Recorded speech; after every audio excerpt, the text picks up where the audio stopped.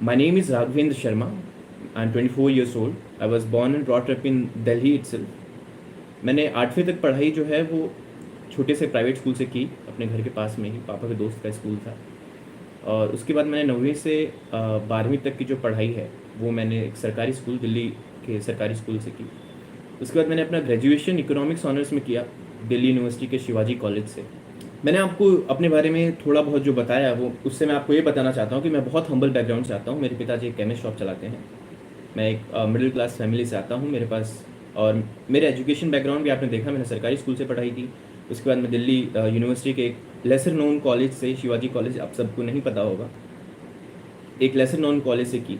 तो आप में से जो भी एक हम्बल बैकग्राउंड से आते हैं और उनको अक्सर लगता है कि यार हमें यूपीएससी में आईआईटीएंस और आईआईएम क्वालिफाइड लोगों से compete करना है, हम कर पाएंगे नहीं, तो मैं आपके सामने आकर आपको यही बताना चाहता हूँ कि आप बिल्कुल कर सकते हैं। आपका बैकग्राउंड कुछ भी रहा हो, आप सरकारी स्कूल से पढ़े हो मेरी तरह, आप किसी अच्छे कॉलेज से ना रहे हों, आपने इंजीनियरिंग ना की हो, इन चीज़ों से फ़र्क नहीं पड़ता है। आपके अंदर वो जुनून है, आपके अंदर वो सपना है कि यार यूपीएससी क्रैक करना है, तो आप बिल्कुल कर सकते हैं। तो ये रहा मेरा थोड़ा बहुत इंट्रोडक्शन। मैं आपको ये भी बता दूं कि मैंने जीएस की कोई कोचिंग नहीं ली, क्योंकि जीएस की कोचिंग में अमूमन 1.5 से 2 लाख रुपए लग जाते हैं। तो मैंने जीएस की कोई कोचिंग नहीं ली। मैंने अपने 2 अटैम्प्ट्स, मैंने पिछले साल भी इंटरव्यू दिया, इस साल भी इंटरव्यू दिया, मैंने अपने दोनों अटैम्प्ट्स में कोई भी टेस्ट सीरीज़ नहीं खरीदा। मैंने अपने घर पर रह करके तैयारी की है।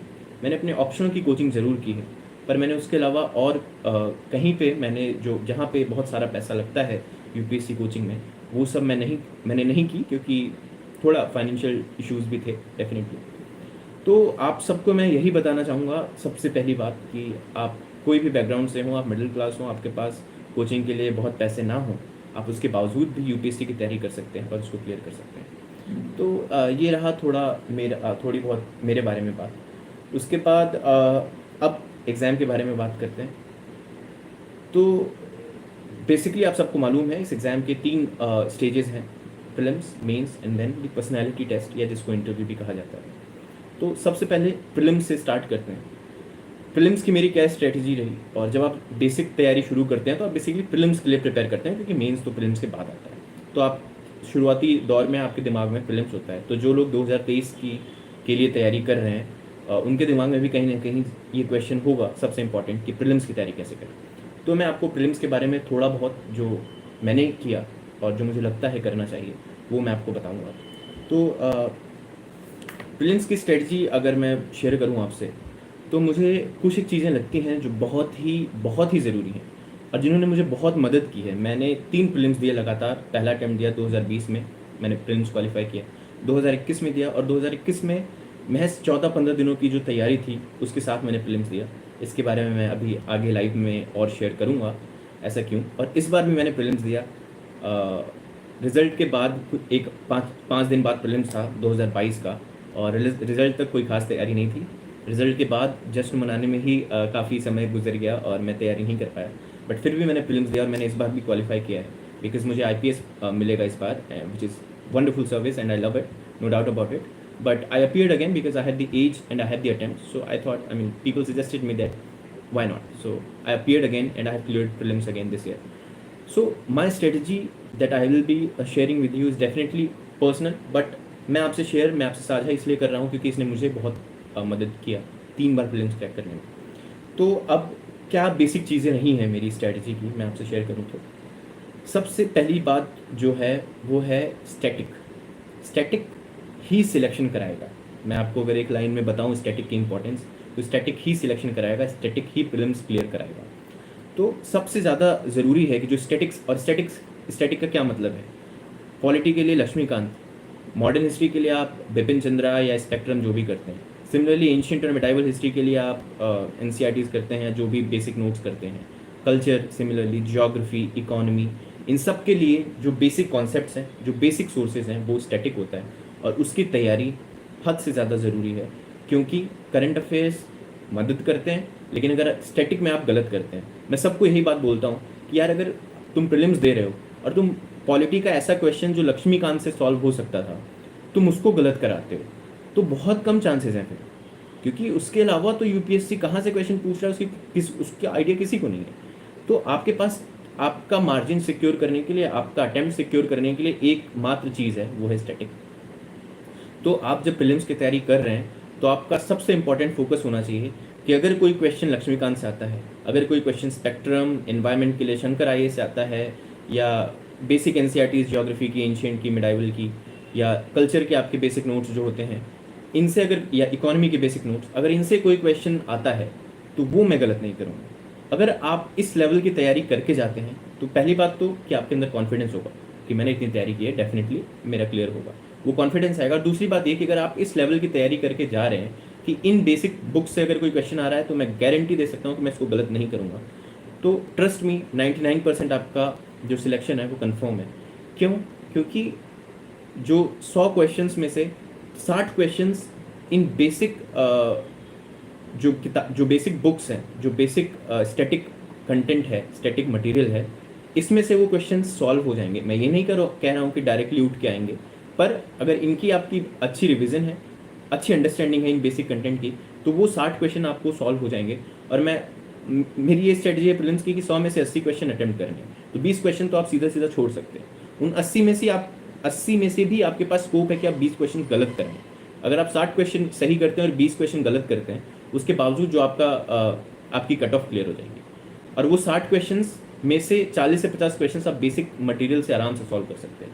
तो इसलिए सबसे जो इम्पॉर्टेंट चीज़ मेरे लिए, जो पहली इम्पॉर्टेंट चीज़ है, वो है स्टैटिक।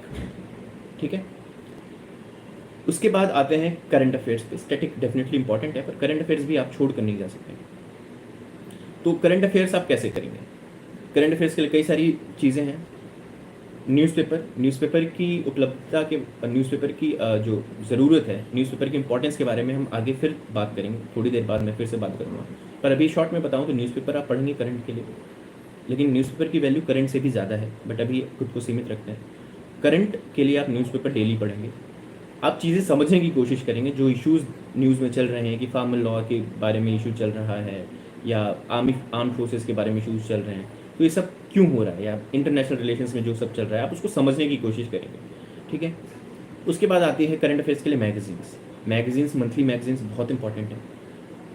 क्यों? क्योंकि आप एक न्यूज़पेपर रेफर करते हैं, पर जो मैगजीन्स हैं वो बहुत सारे सोर्सेज से जो इंपॉर्टेंट न्यूज़ है उसको ला करके कंपाइल करके आपको प्रेजेंट कर रही है। तो मैगजीन्स बहुत ज़्यादा इंपॉर्टेंट है। मंथली मैगजीन आप कोई भी उठाइए, मैं किसी भी पर्टिकुलर कोचिंग इंस्टीट्यूट की मैगजीन को आपको रिकमेंड या कोई सजेस्ट नहीं करूँगा। आप कोई भी मंथली मैगजीन उठाइए, 3-4 जाइए मार्केट में, पढ़िए, जो आपको अच्छा लगता है कि यार ये मुझे समझ आ रही है, आप उसको उठाइए। और 12 महीने, आप मोस्टली आप 1 साल की तैयारी करते हैं, तो हर महीने की एक ही मंथली मैगजीन पढ़िए और उसको अच्छे से कीजिए, उनको रिवाइज़ भी कीजिए। सिर्फ एक बार पढ़ के उसको फेंकना नहीं है, उसको आप रिवाइज़ कीजिए। जब भी आप टेस्ट सॉल्व कर रहे हैं तो एक बार करंट अफेयर्स भी रिवाइज़ करते जाइए।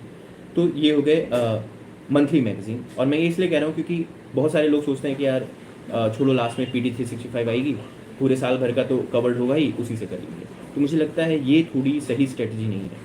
आपको करंट अफेयर्स डेली बेसिस पे करने हैं।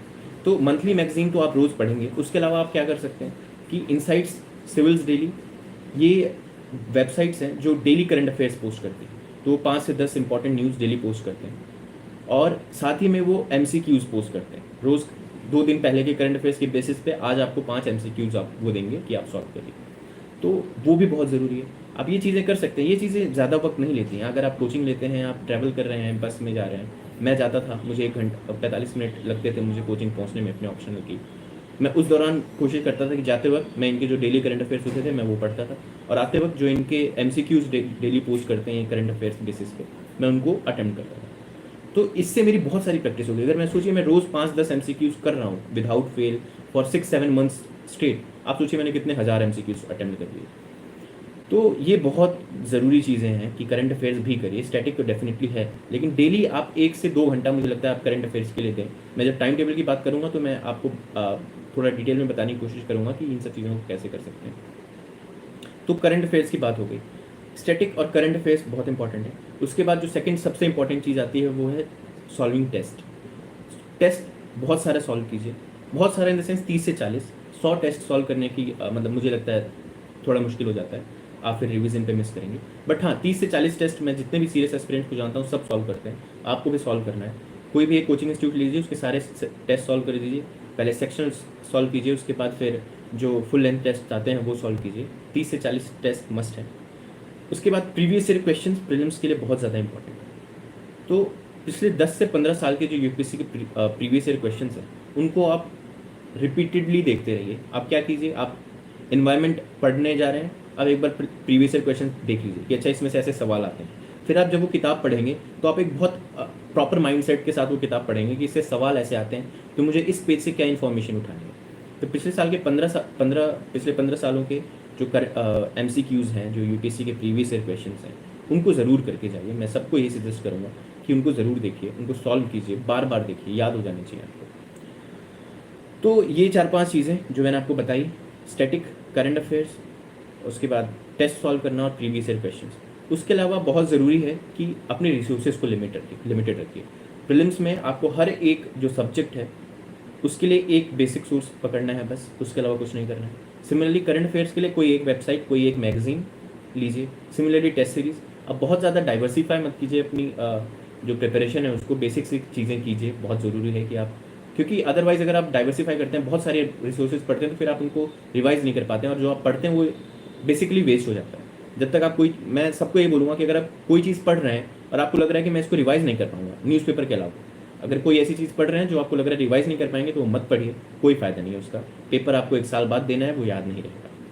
तो ये रही प्रीलिम्स के लिए स्ट्रेटजी। प्रीलिम्स में अब बात करें तो सीसेट भी बहुत इंपॉर्टेंट है और मैं ये देख रहा हूँ कि बहुत सारे टैलेंटेड IITians भी मैंने ऐसे केसेस सुने हैं कि IITian हैं और उन्होंने सीसेट में फेल कर दिया। GS क्लियर कर रहे हैं बट सीसेट में फेल हो गए। तो मुझे लगता है, जो मैं कोई सीसेट में बहुत चैंप नहीं हूँ, पर मैं जो बेसिक आपको चीज़ बता सकता हूँ वो ये कि आप किसी भी एक चीज़ के भरोसे मत जाइए। अगर आप इंजीनियरिंग बैकग्राउंड से हैं और आप सोच रहे हैं कि मैं सिर्फ मैथ्स के भरोसे जाऊँगा, तो मत जाइए। अगर आप ह्यूमैनिटीज़ बैकग्राउंड से हैं और आप सोच रहे हैं मैं कॉम्प्रिहेंशन के बेसिस पे जाऊँगा, तो वो भी गलत स्ट्रेटजी है। आपको सब चीज़ें करनी है। आप क्वांट में से, लॉजिकल रीजनिंग में से कुछ टाइप ऑफ क्वेश्चंस ढूंढिए जो आप आसानी से कर पाते हैं, उनकी खूब सारी प्रैक्टिस कीजिए। सिमिलरली कॉम्प्रिहेंशन में भी अगर 25 से 26 क्वेश्चन आ रहे हैं तो उसमें से 20 आप आराम से कर सकते हैं।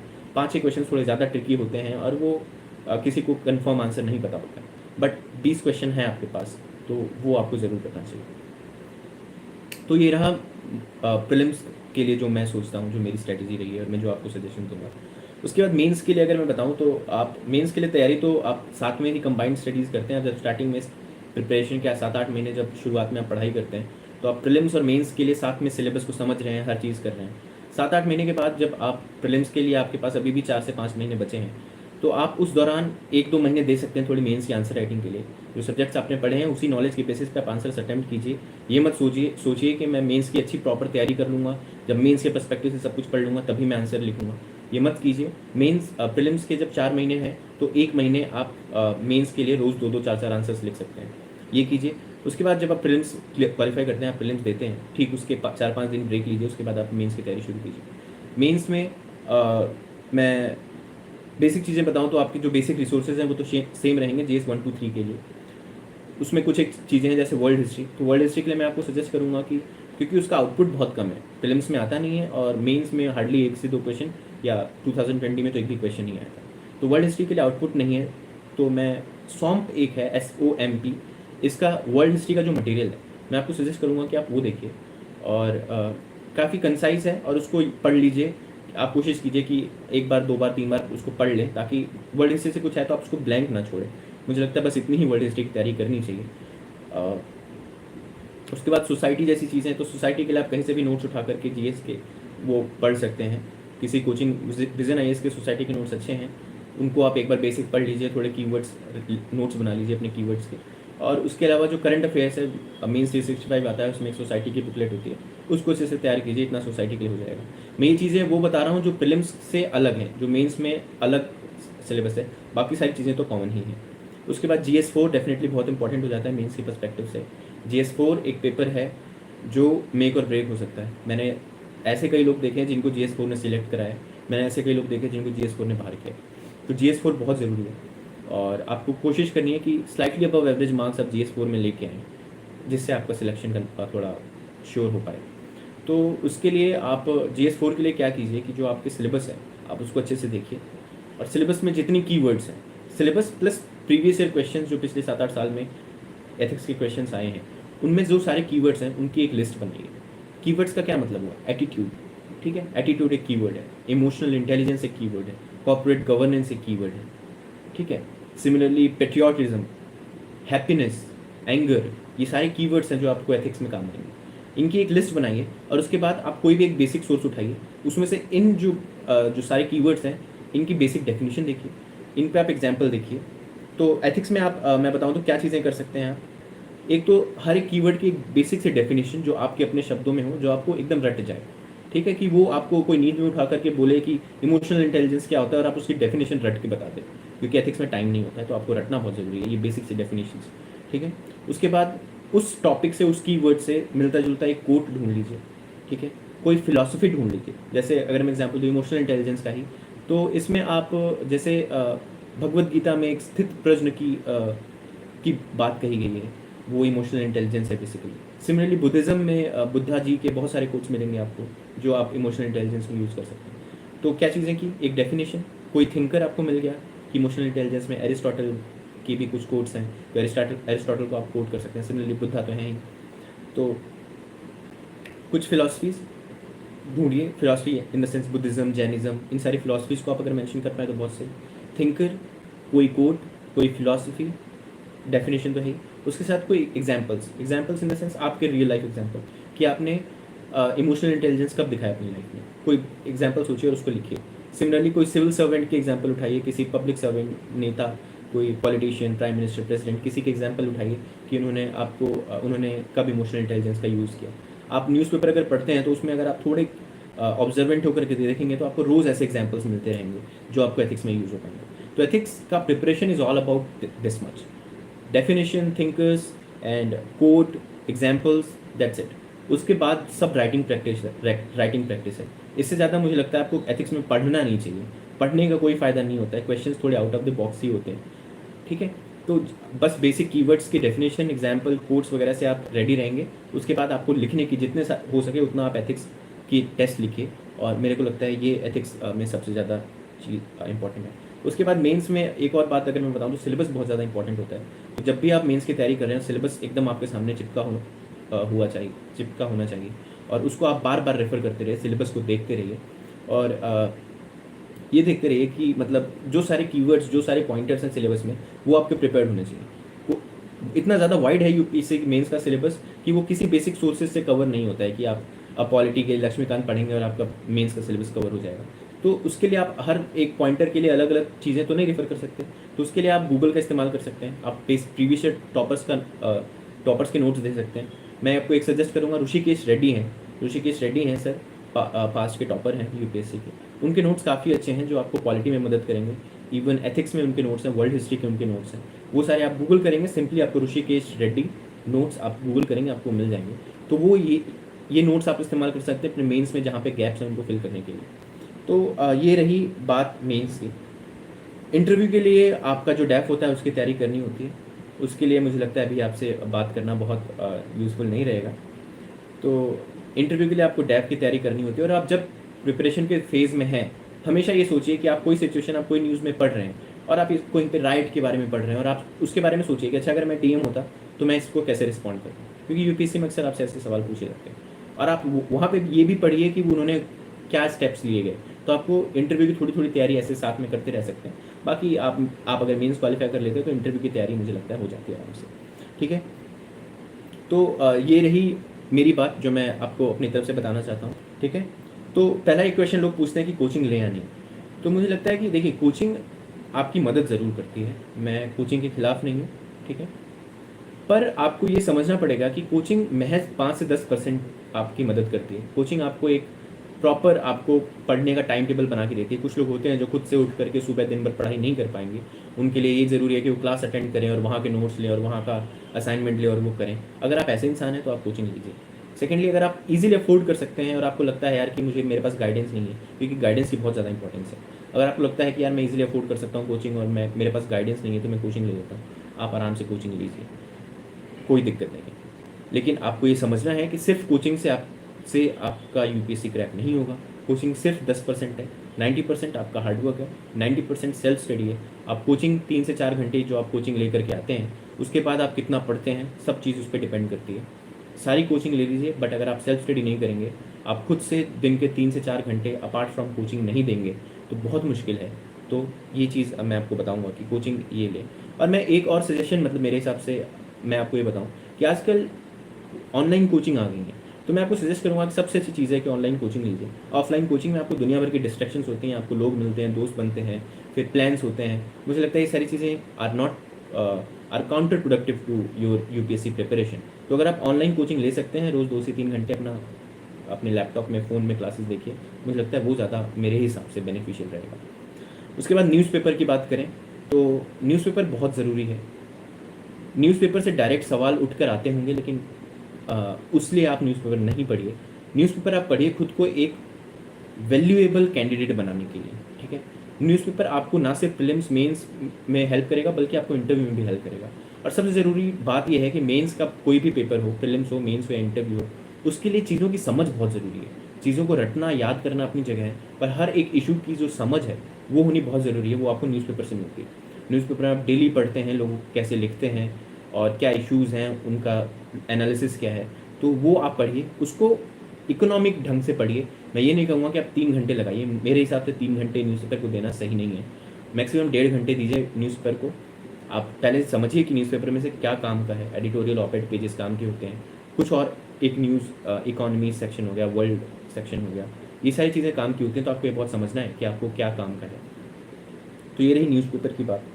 उसके बाद एक चीज़ मैं ये बताऊँगा कि जो लोग अभी पहली अटेम्प्ट की तैयारी कर रहे हैं, जो भी आपका अटेम्प्ट होगा, आप अगले जून के, अगले मई के, मतलब आपके पास लगभग 1 साल है तैयारी के लिए, अगले प्रीलिम्स की तैयारी कर रहे हैं आप, तो अपना बेस्ट दीजिए। अगर आपका फर्स्ट अटेम्प्ट है तो अपना बेस्ट दीजिए। आपका first attempt is your best attempt. You have the maximum energy, you have the maximum ability and you have the least distractions. जब आप जैसे जैसे आप इस प्रोसेस में आगे बढ़ते जाएंगे, 1 साल, 2 साल, 3 साल होता रहेगा, थोड़ी वो एक्साइटमेंट खत्म हो जाएगी, थोड़ी वो एनर्जी खत्म हो जाएगी, थोड़े नेगेटिव परसेप्शंस डेवलप हो जाएंगे कि यार यूपीएससी तो बहुत अनप्रिडिक्टेबल है वगैरह वगैरह। तो आपका फर्स्ट अटेम्प्ट बेस्ट होता है और आप मुझे देख रहे हैं और आपका ये फर्स्ट अटेम्प्ट है, तो I please request you that give your best. अगर 1 साल का आप अपना बेस्ट देते हैं, आप रोज़ 8 घंटे तैयारी कर रहे हैं कंसिस्टेंटली, तो मुझे लगता है कि इसका आउटपुट डेफिनेटली मिलेगा। इस अटेम्प्ट में नहीं तो अगले या उससे अगले अटेम्प्ट में, बट आपका आउटपुट डेफिनेटली मिलेगा अगर आप अगला 1 साल बहुत ही अच्छे ढंग से आप डेडिकेटेड वे में प्रिपेयर कर रहे हैं, कंसिस्टेंसी के साथ प्रिपेयर कर रहे हैं। आपकी स्टडीज़ में ब्रेक्स नहीं आने चाहिए, ठीक है। बेसिक सोर्सेज रेफ़र कर रहे हैं आप, बहुत सारी चीज़ें, दुनिया भर की चीज़ें पढ़ने के पीछे नहीं पढ़ रहे हैं। आप एक स्ट्रेटजी बना रहे हैं, उससे स्टिक कर रहे हैं। आप एक टाइम टेबल बना रहे हैं और उससे स्टिक कर रहे हैं। आप डेली, मंथली और वीकली टारगेट्स बना रहे हैं और उनको 90% कोशिश कर रहे हैं कि अचीव करें। ये बेसिक चीज़ें अगर आप 1 साल तक लगातार करते हैं, तो मैं आपको गारंटी दे सकता हूँ कि यूपीएससी में सिलेक्शन होगा। लक का फैक्टर डेफिनेटली होता है, लेकिन अगर वो लक आपको 1 साल रोक लेगा तो दूसरे साल नहीं रोकेगा। अब यहीं पे मैं अपने बारे में अगर शेयर करूँ, तो मेरा पहला अटैम्प्ट था, मैं इंटरव्यू तक गया और फाइनल सिलेक्शन के लिए मैं बहुत होपफुल था, मुझे बहुत उम्मीद थी कि मैं लिस्ट में आऊँगा। पर 24 सितंबर 2021 शाम को 6 बजे रिज़ल्ट आया और मैं लिस्ट में नहीं था। बहुत दुख हुआ। पर और 2-3 दिन बाद जब मार्कशीट आई तो मुझे पता चला कि मैं सिर्फ 2 मार्क्स से रह गया, तो मुझे और ज़्यादा बुरा लगा। लेकिन इमोशंस पे आपको कंट्रोल चाहिए। मुझे याद है 24 सितंबर 2021 शाम को 6 बजे रिज़ल्ट आया और 25 सितंबर 2021 सुबह 6 बजे मैं इसी टेबल पर बैठा हुआ था और मैं अगले प्रीलिम्स की तैयारी कर रहा था, जो महज 13-14 दिन बाद था, जो कि नामुमकिन सा था। सब ने मुझे सजेस्ट किया कि प्रीलिम्स ड्रॉप कर दो, लगातार 2 फेलियर्स नहीं संभाल पाओगे, 15 दिन बाद प्रीलिम्स है, कोई तैयारी नहीं है, कैसे होगा। पर मैंने सोचा कि अगर मैं ये प्रीलिम्स भी छोड़ दूंगा तो मैं इस फेलियर के साथ मुझे 1 साल तक रहना पड़ेगा। बट अगर मैं प्रीलिम्स देता हूँ और इसको क्लियर कर लेता हूँ, तो ये जो मेरा फेलियर रहा है फाइनल रिजल्ट में रह जाने का, इससे मुझे डील करने में बेटर हेल्प मिलेगी। और इन दी एंड वही हुआ। मैं क्यों कर पाया? क्योंकि डिसिप्लिन की आदत थी। मैं कितना भी हार्ट ब्रोकन था, मैं सो नहीं पाता था, पर समहाउ एक जो वो हैबिट बन चुकी थी कि सुबह उठ के न्यूज़पेपर पढ़ रहे हैं, करंट अफेयर्स पढ़ रहे हैं, जीएस पढ़ रहे हैं, उसके बाद ऑप्शनल पढ़ रहे हैं, थोड़ा पेपर सॉल्व कर रही है, ये हैबिट बन चुकी थी और ये मैं मोनोटोनसली कर सकता था, बिना बहुत सारा एफर्ट डाले कर सकता था। तो मैंने वो किया और आज महज 9 महीने हुए पिछले रिज़ल्ट के और मैंने वो रिज़ल्ट पलट दिया और मैं बेस्ट ऑफ द 2 सर्विसेज मुझे आईएएस अदरवाइज आईपीएस मिल जाएगा इस साल definitely. So take this as a motivation that failures may come and failures will definitely come for most of you. I wish that everyone clears in the first attempt, but you know that that's not possible. Out of the 5 to 7 lakh people that appear for the examination, hardly 700 800 people clear it. So rest 6 lakh 99,000 people are going to be out of the list. But if you are working hard, with dedication, with consistency, with perseverance, then I can guarantee you one thing, that if not this year, your selection will be finalized in the next year. So this was all from me. All the best to everyone. And now I'll take your comments. So yeah, there have been a lot of messages, and sir हमको आपसे बात करना है, ठीक है आप. So those of you who want to connect to me, you can go on my Instagram, raghavendra.ips, RAGHVENDRA.ips. You can text me there. I try my best to reply to everyone.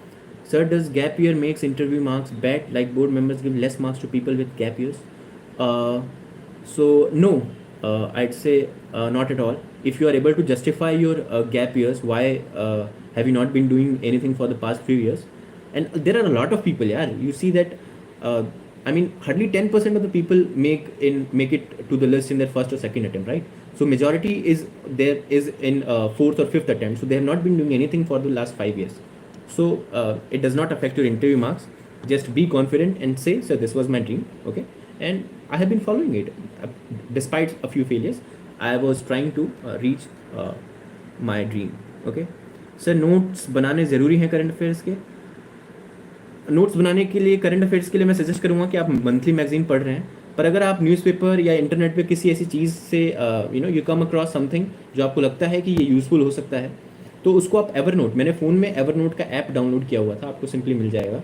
उसमें आप जाइए और file बनाइए current affairs के लिए. आप सारे GS के लिए अलग अलग फोल्डर बना सकते हैं, और उसमें जो आपको वो न्यूज़ मिली उसको 3-4 लाइनों में आप समराइज़ करके वहाँ पर लिख सकते हैं. तो ये आप कर सकते हैं करंट अफेयर्स के लिए. How to cover environment portion, ठीक है. इन्वायरमेंट के लिए आप एक बेसिक बुक कीजिए. मैंने शंकर आईएएस की थी, आप कोई और भी कर सकते हैं. उसके अलावा आई विल सजेस्ट कि जो करंट अफेयर्स है उसको अच्छे से कीजिए. डेली करंट अफेयर्स अगर आप पढ़ रहे हैं तो उसमें इन्वायरमेंट के जो करंट अफेयर्स हैं उनको अच्छे से पढ़िए.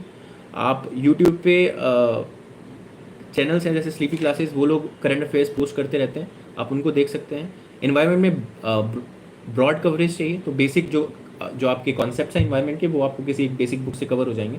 उसके बाद आप बाकी की जो चीज़ें हैं जो करंट है उसको आप मैगज़ीन और डेली करंट अफेयर्स और यूट्यूब वीडियोस, न्यूज़पेपर, इन सब से सप्लीमेंट करिए, आपका इन्वायरमेंट प्रिपेयर हो जाएगा. प्रीलिम्स टू मेंस बुक्स और कोचिंग नोट्स आपने कैसे तैयारी की, ब्रीफ में बता दीजिए.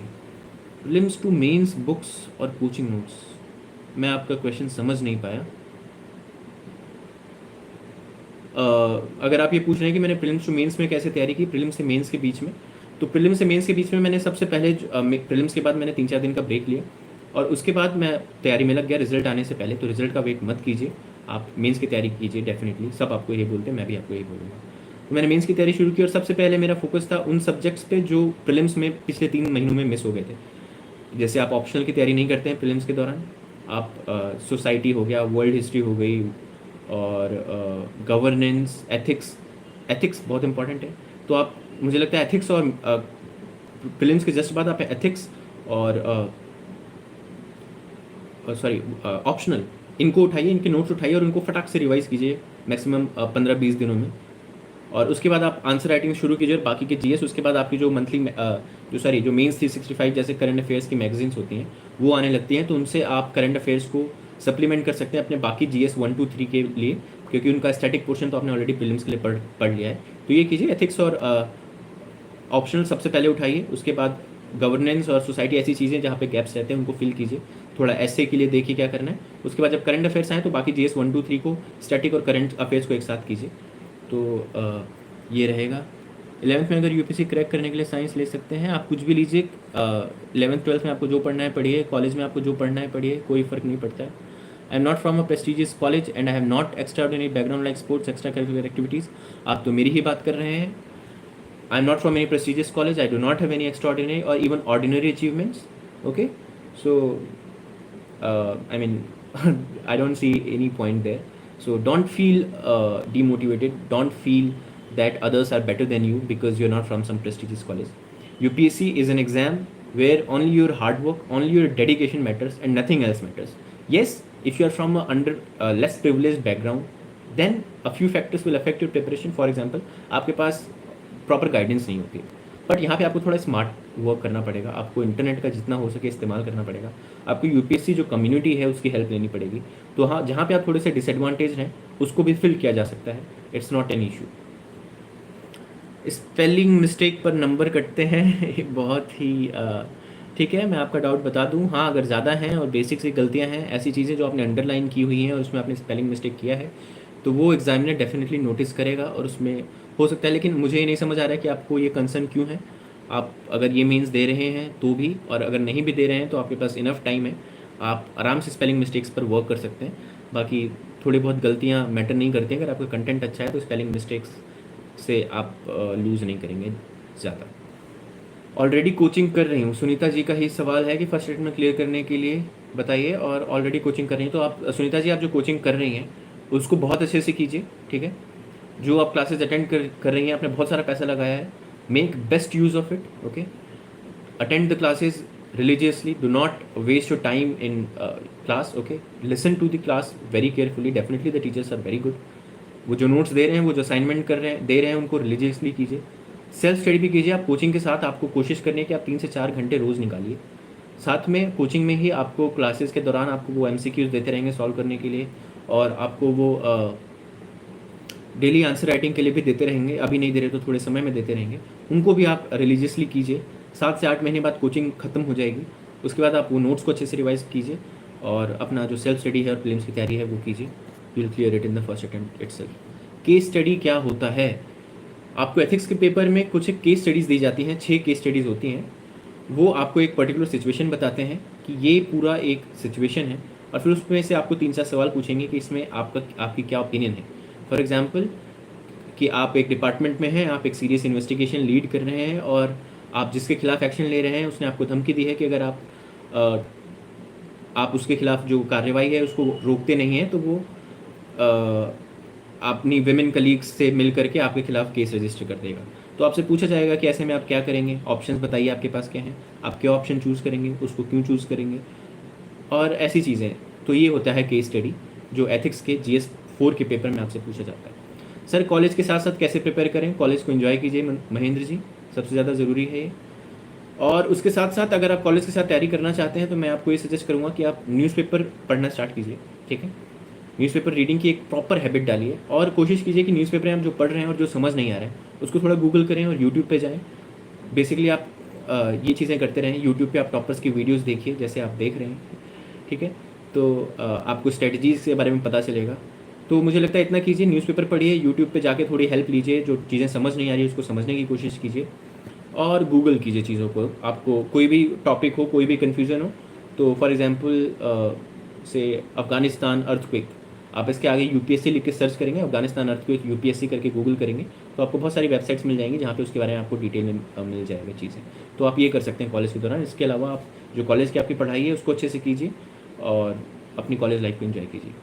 सर केस स्टडी के ऐसे राइटिंग के लिए बता दो आप। ऐसे राइटिंग के लिए अगर मैं बताऊँ आपको तो ऐसे राइटिंग में सबसे ज़्यादा ज़रूरी है कि जो टॉपिक है उसको आप बहुत अच्छे से समझिए और आप पूरे ऐसे में you stick to that topic. आप उस टॉपिक के टेंजेंट पे मत जाइए, बहुत ज़्यादा इधर उधर ना जाएं, टॉपिक पे स्टिक कीजिए और अपने ऐसे में डिमेंशंस लाएं, अपने ऐसे में एक फ्लो मेंटेन करके रखें, ठीक है। तो ये चीज़ें थोड़ी बहुत प्रैक्टिस से आ जाती हैं। बाकी आपका जो नेचुरल वे ऑफ राइटिंग है, मैंने बहुत सारे अलग अलग तरीक़ों के लोग देखे हैं जो बहुत अलग तरीके से ऐसे लिखते हैं और सब अच्छे नंबर लेके आते हैं। तो कोई एक पर्टिकुलर तरीका नहीं होता ऐसे लिखने का। आप फ्लो मेंटेन करिए, topic, stick to the topic and you will do good in essay, ठीक है। ये केस स्टडी के लिए कोई साइट हो तो आप केस स्टडीज़ के लिए यूट्यूब पे आप ल्यूकमान सर्च कर सकते हैं। ल्यूकमान इज़ नोन फॉर एथिक्स, सो ल्यूकमान की एथिक्स पे वीडियोस आप देख सकती हैं। आप टेलीग्राम पे भी जा सकते हैं, टेलीग्राम पे भी आपको एथिक्स की वीडियोस मिल जाएंगी, तो आप वहाँ से कर सकते हैं।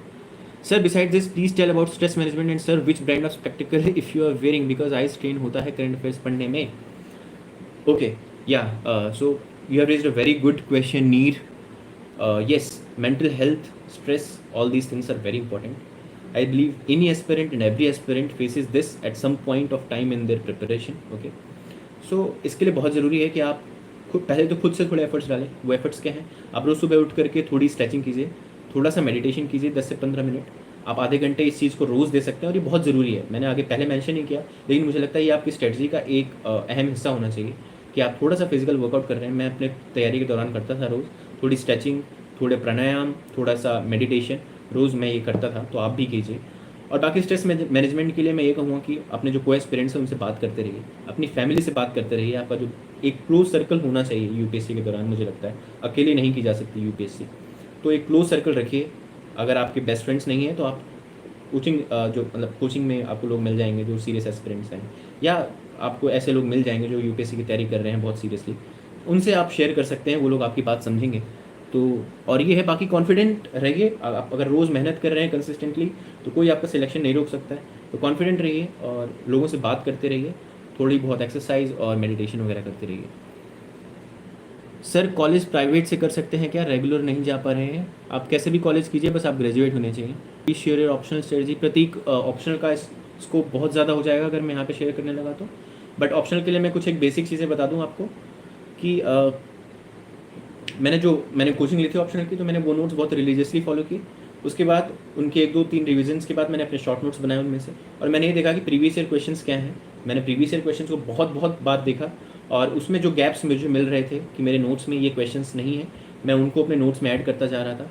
तो ये मोटा मेरी इसकी प्रिपरेशन थी। Sir please tell me how to stay motivated because sometime I feel very depress, so suggest me. Anshika ji, motivation के पीछे मत भागिए। मोटिवेटेड कोई नहीं रहता है, मैं भी मोटिवेटेड नहीं था, अभी भी नहीं हूँ। ठीक है, तो मोटिवेटेड रहना बहुत मुश्किल चीज़ है। मोटिवेटेड आप एक दिन रह सकते हैं, 2 दिन, उससे ज़्यादा नहीं। आप डिसिप्लिन पे फोकस कीजिए, आपको हैबिट बना लेनी है। आप रोज़ सुबह उठेंगे, अगर मैं अपना टाइम टेबल अब बता दूँ इसी दौरान, मैं सुबह 6:30 बजे करीब उठता था रोज़। आधे घंटे से 40 मिनट के बीच में थोड़ी बहुत स्ट्रेचिंग एक्सरसाइज और मेडिटेशन वगैरह करता था। उसके बाद मैं न्यूज़पेपर लेके बैठ जाता था, 1 से सवा घंटे में न्यूज़पेपर ख़त्म करता था। उसके बाद मैं 1 घंटे करंट अफेयर्स को देता था रोज़। करंट अफेयर्स में क्या, मंथली मैगज़ीन के पढ़ लिए, 5-10 पेजेस मंथली मैगज़ीन का पढ़ लिया। डेली जो करंट अफेयर्स हैं उसको पढ़ लिए। उसके बाद जो आपका ब्रेकफास्ट, नहाना धोना होता है, वो किया। उसके बाद मैं 3 साढ़े 3 घंटे के लिए जीएस का एक पेपर पढ़ता था। तो ये हुआ 7 बजे से लेकर के 2 बजे तक की कहानी, जो मेरा first half of the day होता था। Second half of the day मैं स्टार्ट करता था 4:30 से 5 बजे के बीच, और उस दौरान मैं अक्सर ऑप्शनल की तैयारी करता था। ऑब्वियसली ये प्रीलिम्स, मेंस और इंटरव्यू के दौरान वेरी होता रहता है, बट मैं 1 साल की जो तैयारी है उसके लिए आपको बेसिकली बता रहा हूँ कि फिर मैं शाम को 3 घंटे, साढ़े 3 घंटे ऑप्शनल की तैयारी करता था। तो ये ऑलरेडी मेरे 7-8 घंटे हो चुके हैं। अब उसके बाद मैं जो रात को 8-9 बजे के बाद जो 1-2 घंटे होते थे, उसमें मैं कोशिश करता था राज्यसभा टेलीविज़न के डिबेट्स देख लिए 1-2। ठीक है, स्लीपी क्लासेस की वीडियोज़ में करंट अफेयर्स के लिए फॉलो करता था, 1-2 वो देख ली। अक्सर मैं खाना खाते वक्त, खाने के बाद टहलते वक्त मैं यूट्यूब की वीडियोज़ देखता था। तो ये बहुत इकोनॉमिक बना देता था मेरी प्रिपरेशन को, कि कुछ एक वैल्यू एडिशन भी हो रहा है और मैं टाइम भी नहीं वेस्ट कर रहा हूँ। तो ये चीज़ें कर लेता था। कोई पेपर हुआ, पेपर सॉल्व कर लिया, और बाकी जो गैप है उसमें लोगों से बात की, कभी नीचे वॉक कराए। तो ये मेरा टाइम टेबल रहता था, मैं इसको डिसिप्लिन के साथ फॉलो करता था। तो मैं आपको यही कहूँगा कि मोटिवेटेड रहना बहुत मुश्किल चीज़ है। मैं नहीं बता सकता आपको कि रोज़ कैसे मोटिवेटेड रहें, लेकिन मैं आपको ये बात ज़रूर बता सकता हूँ कि आप डिसिप्लिन कैसे ला सकते हैं। आप एक टाइम टेबल बनाइए और कुछ भी हो जाए उसको आप स्टिक कीजिए। आप 10-12 दिन, 15 दिन अगर आप ये फोर्स करके करते हैं तो उसके बाद आपकी हैबिट बन जाएगी, और फिर आप डिसिप्लिन रहेंगे तो मोटिवेशन खुद आएगी, क्योंकि आपको अपना हार्डवर्क दिखता है। आपको ये दिखता है कि मैं इतना हार्डवर्क कर रही हूँ या कर रहा हूँ, तो मैं एग्ज़ाम कैसे नहीं क्रैक करूँगा। तो ये मोटिवेशन जो अंदर से आती है कि यार मैं इतनी मेहनत कर रहा हूँ कि मैं पक्का क्लियर कर जाऊँगा, वो वाली मोटिवेशन सबसे बेस्ट होती है। तो आप कोई और आर्टिफिशियल मोटिवेशन के पीछे मत जाइए, डिसिप्लिन लाइए, डेडिकेशन लाइए, आप खुद मोटिवेटेड रहेंगे। How much helpful coaching in GS, should I join classroom coaching? Completely your choice Akash. Coaching is definitely helpful, आपकी प्रिपरेशन को थोड़ा स्ट्रीमलाइन कर देते हैं, आपको थोड़ा टाइम के साथ पढ़ना सिखा देते हैं। उसके अलावा और कोई रोल नहीं है कोचिंग का। Should I join classroom coaching? आप क्लासरूम करना चाहें या ऑनलाइन करना चाहें, आप जो मर्ज़ी कीजिए। ठीक है, आप इजीली अफोर्ड कर सकते हैं तो कीजिए। मैंने फिर ये अपने पहले मैंने आपसे ये डिस्कस कर लिया। Actually I will qualify prelims this year, please share your answer writing strategy. Sir answer writing के लिए मैं आपको ये बताऊंगा कि अभी आपने प्रीलिम्स क्वालिफाई किया है, रिजल्ट आ गया है, तो एथिक्स और ऑप्शनल देखिए आपका किस लेवल पर है। अगर उसको जल्दी से जल्दी फिनिश करें और उसके बाद उनके आंसर्स लिखना स्टार्ट कीजिए। एथिक्स के आंसर लिखिए, ऑप्शनल के लिखिए, और इस दौरान जब आप एथिक्स और ऑप्शनल की तैयारी कर रहे हैं तब आप GS 1 2 3 के आंसर्स लिख सकते हैं। आप ये मत सोचिए कि आपके पास कंटेंट नहीं है, आपने ऑलरेडी फिल्म्स क्लियर किया है, इसका मतलब आपके पास नॉलेज है, आपके पास कंटेंट है, ठीक है। तो अभी 1-2 आंसर डेली लिखिए आप। TLP जैसे प्रोग्राम और इनसाइट्स, IAS बाबा, ये वेबसाइट्स देखिए, ये डेली आंसर राइटिंग के लिए आपके पास क्वेश्चंस डालते हैं वेबसाइट पे। आप वहाँ पे जाके आंसर लिखिए। अभी अगले 15-20 दिन या 1 महीने डेली 2-4 आंसर लिखिए, दूसरों के आंसर पढ़िए और देखिए कैसे इंप्रूव कर सकते हैं। और इस दौरान जब आप एथिक्स और ऑप्शनल कंप्लीट कर लेते हैं तो इनके फुल लेंथ टेस्ट दीजिए। उसके बाद फिर आप GS 1 2 3 जब प्रॉपरली करेंगे, करंट अफेयर्स जो मैगजीन आएंगे उनके साथ और स्टैटिक के साथ, जब आप उनको करने लगे तो उनके टेस्ट देने लगे। आपको ओवरऑल अगले 2-3 महीने में 12 से 14 टेस्ट देने हैं GS के, और ऐसे ही 7-8 टेस्ट आपको ऑप्शनल के देने हैं, और साथ में ऐसे के 3-4 टेस्ट दे सकते हैं। आपकी कोई साइट है जहां से आपसे कनेक्ट हो रहूँ? सुनीता, मैंने आपको बताया कि आप मुझे इंस्टाग्राम पे मैसेज कर सकती हैं, राघवेंद्र RAGHVENDRA.IPS। इसमें आप जाके मुझे इंस्टाग्राम पे मैसेज कर सकती हैं। सर, डिस्ट्रैक्शन से कैसे बचें? डिस्ट्रैक्शन से बचने के लिए आपको क्या करना है, आपकी ज़्यादातर डिस्ट्रैक्शन सोशल मीडिया होगा, सोशल मीडिया को डीएक्टिवेट कीजिए। फेसबुक, इंस्टाग्राम, ट्विटर आप जो चलाते हैं उसको डीएक्टिवेट कीजिए। यूट्यूब, अगर आप अननेसेसरी टाइम वेस्ट कर रहे हैं तो यूट्यूब को भी डीएक्टिवेट कीजिए। और जब आपको यूट्यूब पे कोई यूज़फुल वीडियो देखनी हो तो अपनी मम्मी के फ़ोन पे जा करके देखिए, क्योंकि आप अपने फ़ोन में तो टाइम वेस्ट कर रहे हैं। तो अगर डिस्ट्रैक्शन से डील करना है तो यही तरीका है डिस्ट्रैक्शन से डील करने का। बाकी आपने क्यों ये प्रिपरेशन स्टार्ट की थी, कुछ तो पर्पज़ था, उसके बारे में सोचिए, और ये सोचिए कि आप जितना टाइम वेस्ट कर रहे हैं अपने सपने से उतनी दूर जा रहे हैं। तो जब आप ये ख्याल आपके दिमाग में आएगा तो आप खुद डिस्ट्रैक्शन से बचने लगेंगे। GS3 सोर्स, GS3 के लिए GS3 काफ़ी वाइड है, तो उसमें economy, science and tech, environment और डिज़ास्टर मैनेजमेंट ये सब आ जाता है। तो इकॉनमी के लिए आपने जो प्रीलिम्स के लिए तैयारी की है वही कीजिए। उसके बाद आप इन सब के लिए कोई भी कोचिंग के नोट्स देख सकते हैं। मैं बताऊँ तो विजन IAS के नोट्स हैं इकॉनमी पे भी, और सिमिलरली डिज़ास्टर मैनेजमेंट और इन सब पे आप इन सबको देख सकते हैं, पर ये थोड़े वाइड होते हैं। तो अगर आप ये मेंस देख रहे हैं, ठीक है, अगर आप ये मेंस दे रहे हैं तो शायद आपके पास स्कोप कम हो इन सबको करने का, तो आप कोई टॉपर्स के नोट्स देख सकते हैं, जैसे मैंने ऋषिकेश रेड्डी सर के नोट्स बताए, उनको देख सकते हैं आप। और ये है GS3 के लिए मोस्टली। बाकी आपकी करंट मेंस 365 जैसी मैगजीन्स आने लगेंगी, आप वहाँ से आपका काफ़ी करंट प्रिपेयर हो जाएगा जो GS3 में काम आएगा। और स्टैटिक आपने जो GS3 के लिए आपने जो स्टैटिक, इकॉनमी और एनवायरनमेंट जो आपने प्रीलिम्स के लिए पढ़ा है वही सारी चीज़ें रहेंगी मेंस के लिए भी। सर, क्या मुझे मिडाइवल, एंशिएंट और वर्ल्ड हिस्ट्री को स्किप कर देना चाहिए क्योंकि इनसे क्वेश्चन नहीं आते? अगर आते हैं तो 1-2 क्वेश्चन आते हैं। आई विल नॉट सजेस्ट कि आप स्किप कर दें टोटली, थोड़ा बहुत कीजिए। वर्ल्ड हिस्ट्री के लिए मैंने बताया SOMP, सॉम्प, इसका एक मटेरियल है जो बहुत कंसाइज है, 12-15 पेज का पूरा मटेरियल है वर्ल्ड हिस्ट्री का, उसको आप 1-2 बार करके जाइए। एंशिएंट और मिडाइवल आप क्यों स्किप करने की बात कर रहे हैं? क्योंकि आपने ऑलरेडी प्रीलिम्स के लिए ये चीज़ें पढ़ी होंगी, और अगर प्रीलिम्स के लिए भी स्किप की थी तो मैं ये सजेस्ट करूँगा कि आप प्रीवियस ईयर क्वेश्चन हैं जो उनको देखिए और नेचर समझिए कि UPSC कैसे क्वेश्चन पूछता है, और कुछ एक बेसिक पॉइंट्स तैयार करके रखिए जो आप हर आंसर में यूज़ कर सकें। तो एंशिएंट मिडाइवल को आप थोड़ा, अगर आपके पास टाइम नहीं है, स्कोप नहीं है प्रिपेयर करने का, तो थोड़ा इस ढंग से आप तैयारी कर सकते हैं। बाकी मैं सजेस्ट नहीं करूँगा कि आप स्किप कर दें, ठीक है। सर, आपने कौन सी स्ट्रीम ली थी? Kamya, I was a science student, मैंने साइंस नॉन मेडिकल किया हुआ है 11th-12th में। सर, 11th में कौन सा सब्जेक्ट लेना है उसको लेकर कन्फ्यूज हूँ, अभी 10th क्लियर की है। सो बालवीर या बलवीर जो भी आपका नाम है, कोई सी भी स्ट्रीम लीजिए, फ़र्क नहीं पड़ता है। लेकिन अगर आपने UPSC ही फॉर श्योर आपका गोल है और आपको इंजीनियरिंग नहीं करनी है उससे पहले, तो मैं कहूँगा आप ह्यूमैनिटीज़ ले सकते हैं। बट साइंस भी आपको हेल्प करता है, साइंस से एक एप्टीट्यूड डेवलप होता है, वो भी आपको UPSC में तैयारी करने में मदद करता है। तो कोई भी स्ट्रीम UPSC के हिसाब से सही या गलत नहीं है, लेकिन अगर आप बहुत ज़्यादा डेडिकेटेड UPSC के लिए ही हैं, आपको बीच में और कुछ नहीं चाहिए, आप इंजीनियरिंग करके एक जॉब नहीं सिक्योर करना चाहते, तो मैं कहूँगा आप ह्यूमैनिटीज़ ले सकते हैं। और उन सब्जेक्ट्स को 11th-12th में बहुत अच्छे से कीजिए, क्योंकि ज़्यादातर UPSC ह्यूमैनिटीज़ का ही खेल है। CSET स्ट्रेटजी, तो CSET स्ट्रेटजी थोड़ी वाइड हो जाएगी, बट और मेरी कोई ख़ास स्ट्रेटजी नहीं थी, टू बी वेरी ऑनेस्ट। मैंने CSET की कोई ख़ास तैयारी नहीं की, by the grace of God मेरा 3 बार CSET क्लियर हुआ है। पर उसके अलावा मेरी कोई ख़ास स्ट्रेटजी नहीं थी CSET की। मैंने थोड़ा बहुत क्वांट और लॉजिकल रीजनिंग के सवाल देखे थे जो इजीली हो जाते हैं, जैसे ब्लड रिलेशन जैसे क्वेश्चंस हो गए, या टाइम डिस्टेंस, एवरेज, परसेंटेज, ये सारी चीज़ें मैंने ये देखी थी कि मैं इनसे कोई सवाल आए तो मैं इनको गलत ना करूँ। सिमिलरली जो सिलॉजिज्म होता है उसको मैं करके गया था। तो ये सारी चीज़ें आप देख सकते हैं जो बेसिक है। बाकी मैं कॉम्प्रहेंशन सारे करता था, तो मैं अगर 26-27 कॉम्प्रहेंशन क्वेश्चन होते तो मैं उसमें से 25 ज़रूर अटैम्प्ट करता हूँ, और उसके अलावा 15-20 मैं क्वांट और एलआर से क्वेश्चन अटैम्प्ट करता हूँ। तो ये ओवरऑल मेरी सी सेट की स्ट्रेटेजी थी। आप अपने हिसाब से देखिए आपकी स्ट्रेंथ और वीकनेस क्या है, और उस हिसाब से अपनी सी सेट की स्ट्रेटेजी बनाइए। सर कोचिंग के बिना यूट्यूब से यूपीएससी हो सकता है क्या? जी रोहित, बिल्कुल हो सकता है। थोड़ी मुश्किल होगी क्योंकि कोचिंग में आपको सब कुछ ऑन द प्लेटर मिल रहा है, बट अगर आप यूट्यूब और इंटरनेट के सारे कर रहे हैं तो आपको थोड़े हाथ पैर मारने होते हैं। बट आप कर बेशक बिल्कुल कर सकते हैं।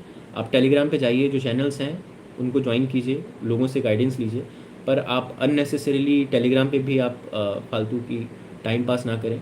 तो आप यूट्यूब और इंटरनेट से हेल्प लीजिए, डेफिनेटली हो सकता है बिना कोचिंग के भी। थोड़ी मुश्किल होगी तो थोड़ा हार्ड वर्क करते रहिए। Sir, how much time does it take you for making notes in Evernote? Because sir, it is taking a lot of time for me to make it besides just copy and paste. So please tell me something about it. तो need Evernote पे अगर आप notes बना रहे हैं, for example current affairs पे, तो आपको ये समझना है कि जो भी आप कंटेंट पढ़ रहे हैं कॉपी पेस्ट नहीं करना है, उसका कोई यूज़ नहीं है। आपको ये समझना है कि अगर कोई एक आर्टिकल है किसी चीज़ पे, मान लीजिए 10th शेड्यूल पे एक आर्टिकल है, डिफेक्शन पे एक आर्टिकल है, तो आपको उसमें से क्या क्या चीज़ें उठानी है कि 52nd अमेंडमेंट है, ठीक है, डिफेक्शन इसको बोलते हैं, 10th शेड्यूल ऐड हुआ था उससे, और किस किस चीज़ कहाँ कहाँ पे लागू होता है, क्या केसेस हैं, क्या स्पेशल इसमें है, जो फॉर एग्जांपल अब 2/3 जब अगर 2/3 डिफेक्ट करते हैं तो उसको मर्जर कहा जाता है और उसको डिफेक्शन नहीं अप्लाई होता है। तो ये आपको 5 से 6 चीज़ें आपको नोट करनी है वहाँ से, बस आपको पूरा आर्टिकल नहीं नोट डाउन करना है। तो ये आप करेंगे तो आपका नोट मेकिंग थोड़ी ईजी हो जाएगी। Art and culture, science and tech, internal security के लिए क्या सोर्स बेस्ट है सर? आर्ट एंड कल्चर के लिए आपने जो भी प्रीलिम्स के लिए पढ़ा है वही सोर्स को आप मेंस के लिए भी रेफर कीजिए, कुछ अलग करने की ज़रूरत नहीं है। साइंस एंड टेक के लिए अगेन मैं तो सजेस्ट करूँगा कि आप जो कोचिंग इंस्टीट्यूट्स हैं इनके जो मेंस टेस्ट सीरीज़ है, पिछले साल की जो मेंस टेस्ट सीरीज़ है उसको उठा लीजिए। उसमें जो साइंस एंड टेक के 2-3 टेस्ट होते हैं जो सिर्फ साइंस एंड टेक के हैं, 20 क्वेश्चन साइंस एंड टेक के हैं। अगर आप 2 टेस्ट ऐसे उठा लेते हैं और उस पर 40 क्वेश्चन आप साइंस एंड टेक के कर लेते हैं प्रिपेयर, तो एक बहुत इकोनॉमिक तरीका है साइंस एंड टेक प्रिपेयर करने का। कोई बुक सोर्स और मैं नहीं रेफर करूँगा, कोई बुक या कोई कुछ नहीं रेफर करूँगा आपको। हाँ, जो मैगजीन आएगी मीन्स 365 या ऐसी कोई और मैगजीन, उसको आप पढ़ लीजिए। बाकी अभी के लिए आप पिछले साल के जो टेस्ट सीरीज़ रहे होंगे, फोरम IAS, विजन IAS, इनकी जो साइंस एंड टेक के टेस्ट हैं पिछले साल के, वो 20 से 40 क्वेश्चन आप प्रिपेयर कर लीजिए। You will be very well prepare for science and tech, क्योंकि पॉइंटर्स लगभग सेम रहते हैं और आप उनको याद कर लीजिए अच्छे से। आपने इंटरनल सिक्योरिटी भी कहा, इंटरनल सिक्योरिटी के लिए भी मैं सजेस्ट करूँगा कि कोई भी बेसिक नोट्स देखिए जो कोचिंग इंस्टीट्यूट्स प्रोवाइड करते हैं। अगर आपने कोचिंग ली है तो आपके इंटरनल सिक्योरिटी के नोट्स होंगे, अदरवाइज आप कहीं से नोट्स अरेंज कीजिए। इंटरनल सिक्योरिटी के जो 5-7 टॉपिक्स होते हैं कि जो डिफरेंट फोर्सेज हैं, डिफरेंट इन्वेस्टिगेटिव एजेंसीज़ हैं, और ऐसी बहुत सारी चीज़ें जो इंटरनल सिक्योरिटी का बेसिक सिलेबस है, उसको आप बेसिक प्रिपेयर करके जाइए। इंटरनल सिक्योरिटी के लिए इतना बहुत रहेगा। Note making strategy for mains, अब आप नोट्स बनाएंगे तो आप उनको रिवाइज कब करेंगे और टेस्ट कब देंगे? तो आप अब नोट्स सिर्फ उसके बनाइए जैसे गवर्नेंस हो गया, ठीक है, एथिक्स हो गई। ऑप्शनल में अगर कहीं पर रह गया है ऑलरेडी, ऑल्दो आपके नोट्स बने होने चाहिए, प्रीलिम्स से पहले आपके ऑप्शनल के नोट्स बने होने चाहिए। बट अगर कहीं पे गैप्स रह रहे हैं तो आप फटाफट उनको पहले अगले 20 से 25 दिनों में नोट मेकिंग को फोकस कीजिए कि एथिक्स हो गया, गवर्नेंस और वर्ल्ड हिस्ट्री, सिमिलरली जो सोसाइटी, ऐसे जो चीज़ें हैं जो फिल्म्स में रह गई हैं उनके फटाक से आप बहुत शॉर्ट एंड क्रिस्प नोट्स बनाइए और उसको बार बार रिवाइज़ कीजिए। बहुत ज़्यादा डिटेल्ड नोट मेकिंग स्ट्रेटजी की अब आपको ज़रूरत नहीं है अभी। पर हाँ, जो लोग 1 साल के लिए तैयारी कर रहे हैं उनको मैं ये कहूँगा कि अगर आप कोचिंग लेते हैं तो अपने कोचिंग के जो नोट्स हैं उनको ही पढ़िए, आपको उसमें से ज़्यादा नोट मेकिंग करने की ज़रूरत नहीं है। अगर आपको लगता है कि बहुत ज़्यादा अननेसेसरी मटेरियल है उसमें से, तो आप बेसिक उसको A4 शीट्स में शॉर्ट में लिख सकते हैं, जो काम की चीज़ें हैं, कीवर्ड्स, फैक्ट्स, डेटा एक्सेट्रा। तो आप ये कर सकते हैं। नोट मेकिंग बहुत ज़्यादा ज़रूरी है GS4 के लिए और ऑप्शनल के लिए, तो उसके लिए आप प्रॉपर नोट मेकिंग बनाइए। GS4 के लिए कैसे करें वो मैंने ऑलरेडी आपको शेयर करा अपनी स्टार्टिंग वीडियो में, तो आप इस वीडियो को दोबारा देख सकते हैं। बाकी ऑप्शनल की हर एक ऑप्शनल की अलग स्ट्रैटेजी होगी। हेलो सर, मैं B फार्मा कर रही हूँ, 3rd साल है, UPSC की तैयारी कर सकते हैं? बिल्कुल कर सकते हैं आप अब है। और आपको ये देखना पड़ेगा कि ऑप्शनल वगैरह कैसे चूज़ करेंगे, आपका जो सब्जेक्ट है शायद वो भी होगा। मुझे एक याद है कोई B फार्मा का, मतलब B फार्मा के हैं 1-2 कैंडिडेट्स जो मैं जानता हूँ जिन्होंने मेंस दिया था, तो बिल्कुल कर सकते हैं आप। अभी से तैयारी शुरू कीजिए। जो मैंने बताया न्यूज़पेपर और यूट्यूब पे वीडियोज़ वगैरह देखिए। Sir, 3 things that you think are very crucial to crack exam in first attempt. Okay, 3 things. First and foremost is consistency. आपको रोज़ पढ़ना है 1 साल तक। कुछ दिन आप बीमार रहेंगे, कुछ फैमिली इश्यूज़ होंगे, वो डेफिनेटली मिस होंगे, पर उसके अलावा जिस दिन आप पढ़ सकते हैं उसको डेफिनेटली उस दिन आपको पढ़ना है, first thing. Second thing is time table. एक प्रॉपर आपके टारगेट्स होने चाहिए, मंथली, वीकली और डेली के टारगेट्स आप क्या हैं उनको करिए। So consistency, target. And third is practice. So test भी देते रहिए। आप जब 5-6 महीने की तैयारी कर लें तो थोड़े बहुत प्रीलिम्स के टेस्ट देने लगे, थोड़े बहुत आंसर राइटिंग करने लगे, 2-2 आंसर रोज़ लिखने लगे। तो ये 1 साल तक अगर आप ये 3 चीज़ें करते हैं कि आप कंसिस्टेंटली पढ़ रहे हैं, आप रिवीजन कर रहे हैं, कंसिस्टेंसी में ये सारी चीज़ें आ जाती हैं कि आप रिवीजन कर रहे हैं हर चीज़ का, आप पूरा सिलेबस कवर कर रहे हैं, टाइम टेबल एक प्रॉपर फॉलो कर रहे हैं डिसिप्लिन के साथ, और तीसरी चीज़ की आप प्रैक्टिस कर रहे हैं, तो आप फर्स्ट अटेम्प्ट में डेफिनेटली क्लियर कर सकते हैं। प्रिपरेशन की टाइम, आपका टाइम टेबल शेयर कर सकते हैं, कितने आवर्स आप पढ़ते थे। मैंने ये ऑलरेडी अपनी वीडियो में शेयर किया है, तो आप दोबारा ये वीडियो देख सकते हैं। मैंने अपना टाइम टेबल शेयर किया था, पर एक बार फिर मैं आपको रफली बता दूं, मैं अपने डे को 2 पार्ट्स में डिवाइड करता था। स्टार्टिंग के सुबह 7 बजे से 2 बजे तक, और शाम को 5 बजे से 11 बजे तक। फर्स्ट हाफ में मैं 1 से 1.5 घंटे न्यूज़पेपर, फिर 1 घंटे करंट अफेयर्स, और फिर 3 घंटे के करीब मैं कोई एक जीएस का सब्जेक्ट पढ़ता था। शाम को मैं ऑप्शनल पढ़ता था, और फिर यूट्यूब पे राज्यसभा टेलीविज़न वगैरह की वीडियोस देखता था। तो 3 से 4 घंटे ये, तो मैं दिन को 2 पार्ट्स में डिवाइड करता था, और दोनों पार्ट्स में मैं 5-5 घंटे का आउटपुट निकालने की कोशिश करता था। आप जब 5-5 घंटे पढ़ते हैं तो आप उसमें से इफेक्टिव आपका जो आउटपुट होता है वो 8 घंटे का ही होता है। तो ये है। सर स्टार्ट कहाँ से करें यूपीएससी? ये तो आपने बहुत बेसिक सवाल पूछ लिया, और इसका स्कोप बहुत ज़्यादा वाइड है, मुझे नहीं मालूम मैं कैसे इसको आंसर करूँ। लेकिन हाँ, आप अगर स्टार्ट करना सोच रहे हैं, करने की सोच रहे हैं, तो यूट्यूब पे जाइए, टॉपर्स की वीडियोस देखिए, यूपीएससी क्या है, कैसे है, चीज़ें समझने की कोशिश कीजिए, डिमांड क्या है उसको समझने की कोशिश कीजिए, न्यूज़पेपर पढ़ने की हैबिट डालिए, करंट अफेयर्स पढ़ना शुरू कीजिए। उसके बाद एक बार जब आप डेडिकेटेड तैयारी शुरू करते हैं तो सिलेबस उठाइए यूपीएससी का, और उस सिलेबस को प्रिपेयर करने लगिए जहाँ से भी आप करना चाहते हैं। 6 आवर्स निकाल पाता हूँ 24 आवर्स में। तो मानव, अगर आप वर्किंग हैं और ऐसे कोई रीज़न है कि आप 6 आवर्स निकाल पाते हैं बाकी चीज़ों से, तो मैं आपकी समस्या बिल्कुल समझ रहा हूँ, और मैं मानता हूँ 6 आवर्स भी अगर आप डेडिकेशन के साथ कर रहे हैं तो बहुत अच्छा है। बहुत सारे लोग 3-3, 4-4 घंटे पढ़ते हैं, वर्किंग लोग जो होते हैं, और वो फिर भी क्रैक कर सकते हैं, तो बिल्कुल पॉसिबल है। 6 आवर्स आप डेडिकेशन के साथ कीजिए, अपने रिसोर्सेज को मिनिमल रखिए, और मैं आपको सजेस्ट करूँगा कि जो वर्किंग एक्सपीरियंस हैं उनकी आप स्ट्रेटजी देखिए, जो वर्किंग एक्सपीरियंस ने क्रैक किया है यूपीएससी, उनकी स्ट्रेटजी आपको ज़्यादा हेल्प करेगी। Sir you miss this practical question, sir which brand it is, और ब्लू कट स्टेन होता है सर आइज में। जी हाँ, ये ब्लू कट है और कोई ब्रांड नहीं है ये, ठीक है। ठीक है, तो मेरा चश्मा ब्लू कट है। ब्लू कट आप लीजिए, आपको जो फ़ोन और स्क्रीन टाइम आपका ज़्यादा होता है प्रिपरेशन के दौरान, तो उसमें हेल्प होता है। ब्लू कट लेंसेज लीजिए, और ब्रांड कोई सा भी लीजिए, मुझे ब्रांड्स के बारे में, स्पेक्टिकल्स की ज़्यादा मालूम नहीं है। सर मेंस के लिए चैप्टर वाइज सॉल्ट पेपर किस प्रकाशन का बेस्ट है? यार मुझे नहीं मालूम इस बारे में, पर विशाल और अरिहंत ये 2 हैं जो आते हैं, आप इनको दोनों को उठाइए और आपको जो बेटर लगे ले लीजिए, कोई इसमें अच्छा ख़राब नहीं होता है।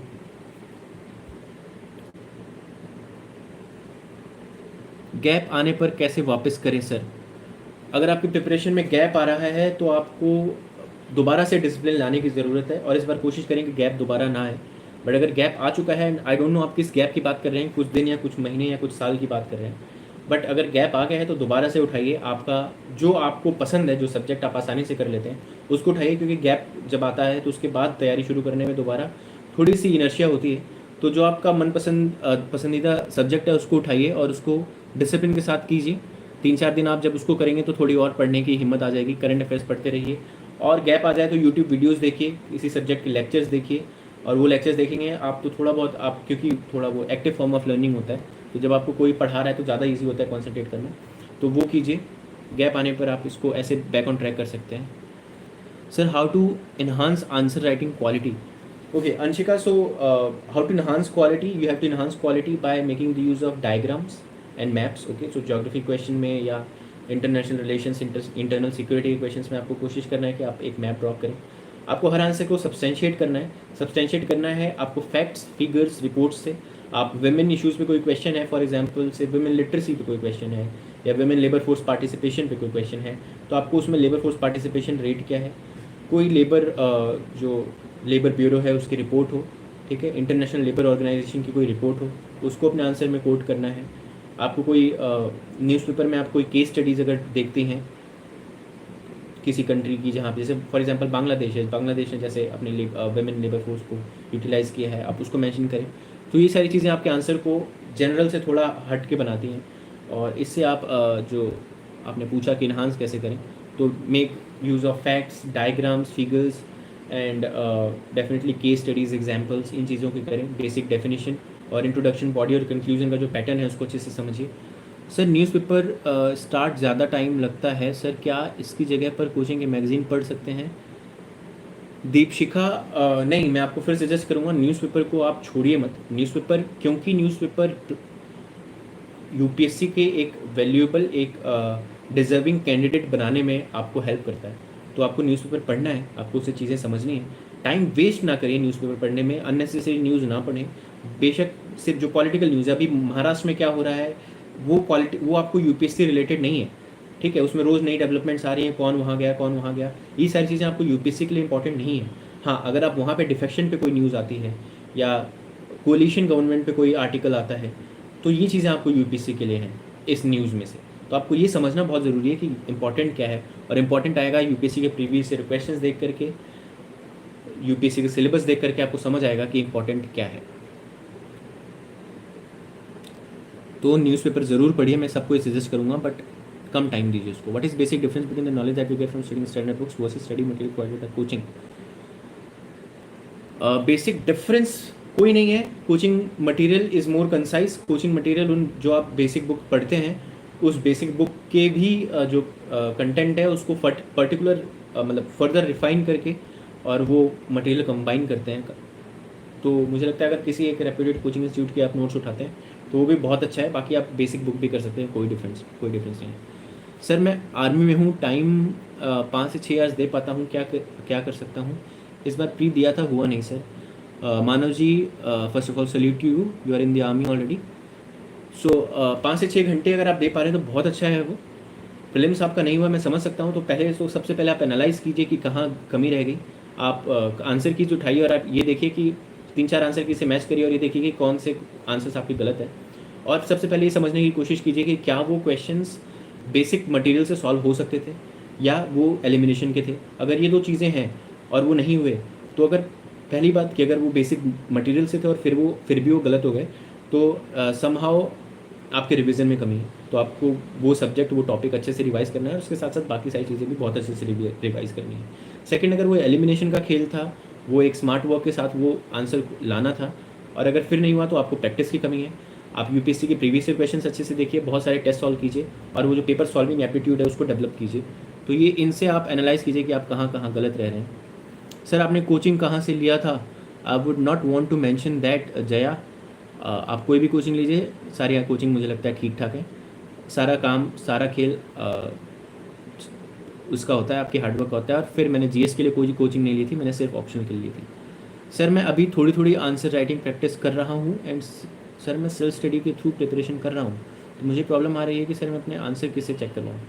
तो विजय, मैं आपको सजेस्ट करूँगा कि टेलीग्राम ऐप डाउनलोड कीजिए, उसमें यूपीएससी पे जाइए आप, यूपीएससी के ग्रुप्स हैं वहाँ पे लोगों के, आप अपने एस्पिरेंट्स ढूंढ सकते हैं। अदरवाइज़ आप क्या कर सकते हैं कि जो ऑनलाइन प्लेटफॉर्म्स हैं, आईएएस बाबा का टीएलपी प्रोग्राम है, वैसे ही इनसाइट्स का प्रोग्राम होता है। तो इनकी वेबसाइट पे जाइए और इनकी आंसर राइटिंग के जो प्रोग्राम्स हैं उनको यूटिलाइज़ कीजिए। वहाँ पे जाकर के आप रोज़ आंसर लिखिए जो क्वेश्चन डालते हैं उसके, और वहाँ पे आप अपने आंसर्स को पोस्ट कर सकते हैं और एक दूसरे के आंसर्स को इवेल्युएट करते हैं लोग वहाँ पे। तो आप इसका इस्तेमाल कर सकते हैं। आप वेबसाइट पे जाइए, रोज़ आंसर डालिए, दूसरों का आंसर पढ़िए, तो आपको इससे समझ आएगा कि उन्होंने उस आंसर को कैसे लिखा और आपने कैसे लिखा।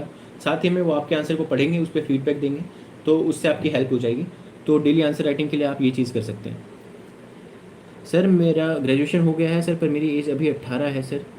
आपने 18 की उम्र में ग्रेजुएशन कैसे कर लिया? सर मैं आईएएस की प्रिपरेशन स्टार्ट करूँ या सर कोई छोटी गवर्नमेंट जॉब बैकअप लेना चाहिए? राखी जी, पहले तो मुझे नहीं पता कि आपने 18 की उम्र में ग्रेजुएशन कैसे कर लिया, पर ठीक है, आप डिप्लोमा की अगर बात कर रही हैं तो, बट अगर आप ऑलरेडी ग्रेजुएट हैं तो आप यूपीएससी की तैयारी कर सकते हैं। अभी तो आपके पास बहुत सारी एज है। तो आप अगर कोई गवर्नमेंट जॉब के लिए बैकअप लेना चाहें तो वेल एंड गुड, आप जाइए एसएससी सीजीएल वगैरह के एग्ज़ाम्स दीजिए और बैकअप ले लीजिए। मतलब ये डेफिनेटली है, आपकी चॉइस होगी, आपका बैकग्राउंड है, आपके जो सर्कमस्टांसेस हैं उसके बेसिस पे ये डिसाइड होगा कि आपको तुरंत जॉब लेनी है या नहीं। अगर आप आसानी से तैयारी कर सकते हैं 2-3-4 साल, तो तैयारी कीजिए। अभी तो आप यूपीएससी एनीवे 21 से पहले नहीं दे सकते हैं यूपीएससी, तो मैं कहूँगा इस 3 साल में क्यों ना आप कोई और जॉब ले लीजिए और अपना फ्यूचर सिक्योर कर लीजिए। उसके बाद जब आप यूपीएससी की तैयारी करेंगे तो बहुत अच्छा रहेगा। तो I suggest you that take some exam जो आप इस एज में ले सकते हैं और वो जॉब ले सकते हैं, वो बैकअप रहेगा तो बहुत अच्छा रहेगा। Sir, what is uniquely common thing that you have observed among those who failed to exam? Okay, that's a very good question. Uniquely common thing is discipline, definitely. So these are the people जिन्होंने कई साल तक बहुत discipline के साथ मेहनत की है। Second thing is smartness in the sense कि उन्हें वो बहुत जल्दी किसी से अफेक्ट नहीं होते, कि आप कोई एक रिसोर्स, आप कोई सोर्स रेफर करते हैं, कोई एक बुक पढ़ रहे हैं, आपने उसको अच्छे से तैयार किया और कोई आके बोलता है कि यार इस बुक से सवाल नहीं आते, इससे आते हैं, और आप वो करने लग जाएं, तो इट शोज़ कि आप थोड़े फीबल माइंड के हैं। तो वो स्मार्ट लोग हैं, उन्हें पता है कि मैंने इसमें से किया है, इसी में से आएगा, मैं इसमें से कर लूँगा, और बहुत इकोनॉमिक प्रिपरेशन करते हैं। तो मैंने किसी को नहीं देखा कोई भी किताब एंड टू एंड पढ़ते हुए। ये लोग ऐसे हैं जो बहुत स्मार्ट हैं, कहीं से कोचिंग के नोट्स उठा लिए, वो पढ़ लिए, बहुत शॉर्ट में कोई सब्जेक्ट कर लिया, जिस सब्जेक्ट का आउटपुट कम है उसको वैसे प्रिपेयर कर लिया। तो थोड़ा स्मार्ट स्टडी करते हैं, डिसिप्लिन डेफिनेटली बहुत ज़्यादा है इन लोगों में, मेहनत करते हैं, सारे हार्ड वर्किंग हैं, कोई ऐसा नहीं जो हार्ड वर्किंग नहीं है। Sir, I am just graduation second year, how will I prepare UPSC and which portion first I cover? If you are in graduation second year, I suggest start reading newspaper, watch more and more topper strategy videos. You will get an idea of what is the UPSC exam, what is its demands. Once you do that, you'll be already in the final year, okay? And in the final year, you can start full-fledged preparation. If you want to take coaching, well and good, start taking coaching then only. If you do not want to take coaching, then start preparing by the basic books. जो basic किताबें हैं वो पढ़िए। आपने second year में आपने ये तैयारी कर ली कि पढ़ना कैसे है, उसके बाद फाइनल ईयर में आप वो बेसिक किताबें पढ़िए, टेस्ट दीजिए, थोड़ा बहुत आंसर राइटिंग कीजिए, और उसके बाद आप 1 साल ड्रॉप लेके तैयारी कर सकते हैं, अदरवाइज आप ग्रेजुएशन के बाद अटेम्प्ट दे सकते हैं। Good evening sir, I need your guidance regarding optional subjects. Sir, I need medical science for option sir, this is possible not because I am medical student? It is very much possible Pushpa. A lot of people, I know a few friends of mine, I mean colleagues now who have cleared with medical science optional, so you can very well take it. थोड़ा wide होता है medical science, मैंने जहाँ तक सुना है कि काफ़ी सारा होता है, बट अगर आप मेडिकल साइंस के स्टूडेंट तो मुझे लगता है आपको ज़्यादा सूटेबल वो रहेगा, तो आप बिल्कुल ये ऑप्शन ले सकते हैं। विच पोर्शन टू कवर फर्स्ट, मुझसे अगर आप पूछें तो मैं कहूँगा कुछ एक बेसिक सब्जेक्ट्स हैं जैसे economy, polity, modern history, environment, ये 4 चीज़ें आप पहले करें। सबसे पहले आप ये इन 4 सब्जेक्ट्स को प्रिपेयर करें। अब इन चारों में आप अपने इंटरेस्ट के हिसाब से देख लीजिए कि आप पहले क्या पढ़ना चाहते हैं। हेलो सर, मेरा इंग्लिश वीक है तो मैं सर मैं क्या करूं? अभय जी, कोई दिक्कत नहीं है, आपकी इंग्लिश वीक है तो आप हिंदी मीडियम में ऑप्ट कर सकते हैं पेपर लिखने के लिए, आप हिंदी मीडियम में इंटरव्यू दे सकते हैं, आप हिंदी मीडियम में तैयारी कर सकते हैं। लोग मराठी मीडियम में भी तैयारी करते हैं और प्रिपेयर करते हैं, same goes for other subjects. मैंने ऐसे भी लोग देखे हैं जो तेलुगु से जिन्होंने मेंस का पेपर दिया है, तो उसकी टेंशन मत लीजिए। लेकिन अगर आप इंग्लिश पे वर्क करना ही चाहते हैं तो आप न्यूज़पेपर पढ़िए, ठीक है? आप यूट्यूब पे जो न्यूज़ डिबेट्स हैं आप उनको देखिए। सेल्फ स्टडी कोचिंग मुझे best, both are good, equally good. Self studies मतलब उसका कोई रिप्लेसमेंट नहीं है, self studies definitely most important. I have cleared prelims, is it right way to make notes on every topic on syllabus? That's what I am doing. Vijay, yes, it's the right way if you are making notes on every topic of the syllabus, but you have to understand कि आपने already prelims के लिए पढ़ा है, तो आप उसको duplicate मत कीजिए अपने एफर्ट्स को। जो आपका सब्जेक्ट ऑलरेडी प्रिपेयर्ड है, आपने प्रीलिम्स के लिए जो चीज़ें पढ़ी हैं उसके लिए दोबारा नोट मेकिंग की ज़रूरत नहीं है, आप उस बेसिक चीज़ को रिवाइज करके भी मेंस दे सकते हैं। सबसे प्रॉब्लम आंसर चेक करवाने, कोई क्वालिटी वाला आंसर चेक करने वाला नहीं मिलता है। धर्मवीर, आप इंटरनेट पे मैंने आपको अभी जैसे सजेस्ट किया किसी और को, आप इनसाइट्स और IAS बाबा जैसे जो प्रोग्राम्स हैं, फ्री आंसर राइटिंग जो प्रोग्राम है, डेली 1-2 क्वेश्चन के आंसर लिखिए, आप पीयर रिव्यू कराइए, उससे अच्छा कोई रिव्यू नहीं होता है, आपको रोज़ थोड़ा फीडबैक मिलेगा। Sir, can average student crack this exam in first attempt? I am a very average student Saurabh and I have cracked it in my second attempt. Even in my first attempt I reached till the interview, so yes you can, and you should not be average during the preparation, okay? Average मैं मानता हूँ आप अभी तक रहे होंगे, आप अपने ग्रेड्स अपने मार्क्स के हिसाब से बोल रहे हैं कि आप एवरेज हैं। आपको प्रिपरेशन में एक्स्ट्रा ऑर्डिनरी होना पड़ेगा, एक्स्ट्रा ऑर्डिनरी हार्ड वर्क करना पड़ेगा, डिसिप्लिन दिखानी पड़ेगी। तो आप इस दौरान अगर एक्स्ट्रा ऑर्डिनरी हो सकते हैं तो आप बिल्कुल क्लियर कर सकते हैं। सर, साथ में रिवीजन करें या सिलेबस कंप्लीट करने के बाद रिवीजन करूं? आप एक चीज़ कर सकते हैं कि आप वीक डेज रखिए पढ़ने के लिए और लास्ट के 2 डेज रखिए रिवीजन के लिए। तो पहले 5 दिन आप सब्जेक्ट को पढ़िए, अगले 2 दिन आप रिवाइज़ कीजिए, जो आप सब्जेक्ट पढ़ रहे हैं उसी को, या जो पहले सब्जेक्ट पढ़ा हुआ है उसको रिवाइज़ कीजिए। तो ये आप कर सकते हैं, वीकेंड्स पे आप रिवाइज़ करिए, रिवीजन डेफिनेटली ज़रूरी है। बिना रिवीजन कोई काम नहीं चलेगा। तो एक सब्जेक्ट पढ़ने के बाद आप दूसरा सब्जेक्ट स्टार्ट कर रहे हैं तो पहले सब्जेक्ट को भी वीकेंड पे रिवाइज करते रहिए, उसके प्रीलिम्स और मेंस के टेस्ट देते रहिए। प्रीवियस ईयर क्वेश्चन पेपर कितने का देखे सर? 10 से 15 साल का ज़रूर देखिए। I am planning to PF up to 2020। I want to know one thing that should I study current affairs from Jan 2022 till May 2023 date of examination? Anjali, no. I mean, if you can, you definitely should. But if you think you are short on time and you cannot, so you just start preparing current affairs from now on. You'll be good to go.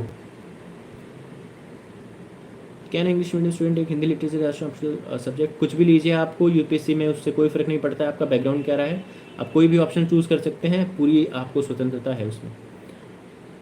Sir 5 important tips 8 month clear to exam. Discipline, stick to the syllabus, practice, revise and persevere. These are the 5 tips that I'll give you.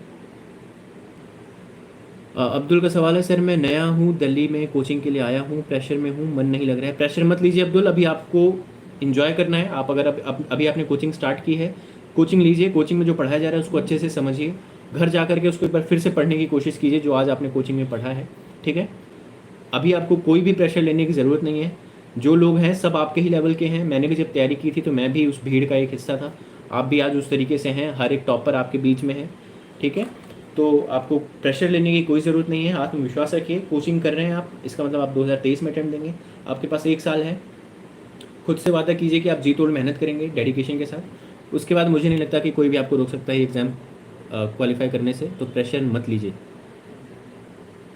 Sir were you making notes from newspaper? मैंने आपको बताया कि मैं newspaper से ever note में notes बनाता था। अगर मुझे कुछ बहुत इंपॉर्टेंट लगता था तो मैं न्यूज़पेपर से अपने एवर नोट्स में लिख लेता था। 2-4 लाइन में बहुत कम नोट्स बनाता था। बाकी मैं मैगजीन ज़्यादा रेफर करता था। Sir please guide how to manage time between prelims and mains. How to manage time between prelims and mains? Okay Abhishek, I think you are appearing for mains this year. So what I'll suggest is first focus on ethics and your optional subject because these you have been missing for your prelims preparation. इनको अच्छे से prepare कीजिए, इनके basic notes तैयार कीजिए। अगर नहीं है तो बहुत बहुत इकोनॉमिक ढंग से आप इनकी तैयारी कीजिए क्योंकि ज़्यादा टाइम नहीं है आपके पास।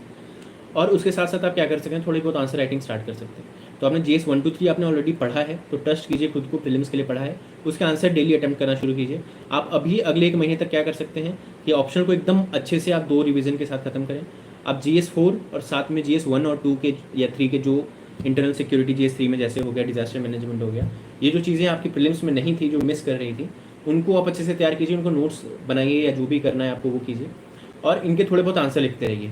1 महीने बाद आप फुल फ्लेजेड टेस्ट दीजिए। जब मेंस 365 जैसी मैगजीन्स आ जाएंगे तो उनको आप अपने स्टैटिक पोर्शन के साथ मिला करके GS 1 2 3 की भी अच्छी तैयारी कीजिए और GS 4 और ऑप्शनल तो आपको ऑलरेडी हो चुका है।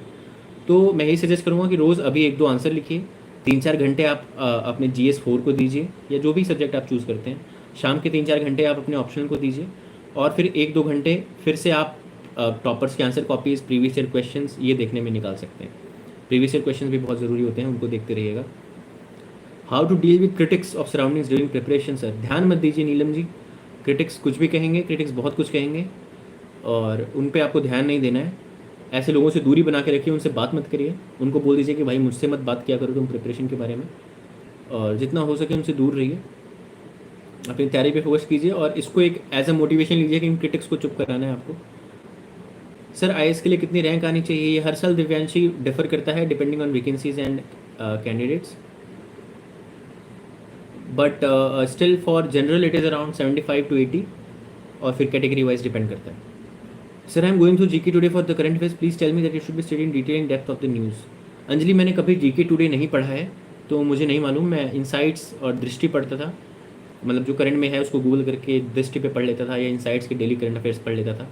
तो मैं इसके बारे में बता सकता हूँ, GK टुडे का मुझे कोई आइडिया नहीं है। सॉरी। CSET की स्ट्रेटजी बता दीजिए, 2 बार CSET की वजह से रह गया। मेघा CSET की स्ट्रेटजी मतलब बहुत वाइड चीज़ हो जाएगी, तो मैं बोलूँगा कि किसी और टॉपर की जिसने CSET में टॉप मतलब बहुत अच्छे नंबर लाया हो उसकी स्ट्रेटजी देखिए। बाकी मैं आपको ये सजेस्ट करूँगा कि हर चीज़ पे फोकस कीजिए। आपको कम्प्रीहेंशन भी करना है, आपको क्वांट भी करना है, आपको लॉजिकल रीजनिंग भी करनी है। सारी चीज़ों को आप थोड़ा थोड़ा करके जाइए तो CSET क्वालिफाई हो जाता है। थोड़ा कॉन्फिडेंट रहिए और प्रैक्टिस कीजिए। अब अगर अगला प्रीलिम्स देंगे तो आपको तो बहुत सारा टाइम है, तो आप देखिए कि क्वांट और लॉजिकल रीजनिंग से किस टाइप के क्वेश्चंस आप आसानी से कर सकते हैं रोज़ मतलब हर हफ्ते आप वीकेंड पे 1-2 घंटे आप सी सेट को दे सकती हैं अभी से ही, अगर आपको वीक लगता है तो। कॉम्प्रिहेंशन भी ऐसा नहीं है कि कुछ लोग समझते हैं कि मेरी हिंदी या मेरी इंग्लिश वीक है तो मैं कॉम्प्रिहेंशन नहीं कर सकता। आपके पास 1 साल है पूरा तैयारी के लिए, आप आराम से कर सकते हैं। तो अभी से ही देखना शुरू कीजिए, रोज़ वीकेंड पे आप 1-2 घंटे दीजिए सी सेट को, अगर आपको इतनी प्रॉब्लम लग रही है तो। और अगले 1 साल तक अगर आप 1-2 घंटे सी सेट कर रहे हैं तो मुझे लगता है आराम से आप सी सेट क्रैक कर जाएंगे। सर सजेशन के लिए आपका कॉन्टैक्ट नंबर मिल सकता है। अविरल आप मुझे इंस्टाग्राम पे कनेक्ट कर सकते हैं। आप इंस्टाग्राम पे raghavendra.ips पे जाइए और मुझे मैसेज कीजिए, मैं बिल्कुल आपकी क्वेरी को रिजॉल्व करूँगा। ऐसे स्कोर 138, अच्छा 138 तो बहुत अच्छा है आपका स्कोर, आप मुझसे सजेशन क्यों मांग रहे हैं?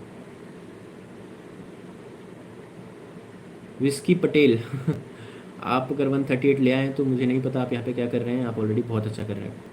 सर मुझे 23 में देनी है और सर मेरी अभी पीसीएस की एग्ज़ाम में साथ में नहीं हो पा रहा है, क्या करूँ? साथ में क्यों नहीं हो पा रहा है? जीएस तो आपका जो पीसीएस में होगा वही यूपीएससी में भी होता है। रोज़ आप 1-2 घंटे करंट पढ़ने की कोशिश कीजिए। जीएस आप इसी के साथ तैयार करें, जहाँ तक आपका ऑप्शनल भी सेम होगा। तो आप जैसे ही पीसीएस की तैयारी कर रहे हैं वही उसी से आपकी यूपीएससी की तैयारी होगी, और एक बार पीसीएस दे लें तो फिर उसको यूपीएससी में थोड़ा सा उसको जो तब्दीली लानी होगी वो यूपीएससी के हिसाब से कर लीजिए।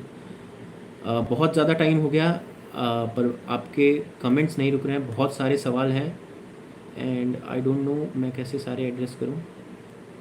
तो अगर कोई मिस हो जाता है तो प्लीज़ आप मुझे इंस्टाग्राम पे भेज दीजिए। I am really sorry if I missed your questions. Anshuman, hello sir, this is my second attempt expecting clear prelims but not clear again failed in CSAT, please guide about CSAT practice and what number of questions you attempt in CSAT. Okay Anshuman, I am sorry to hear that.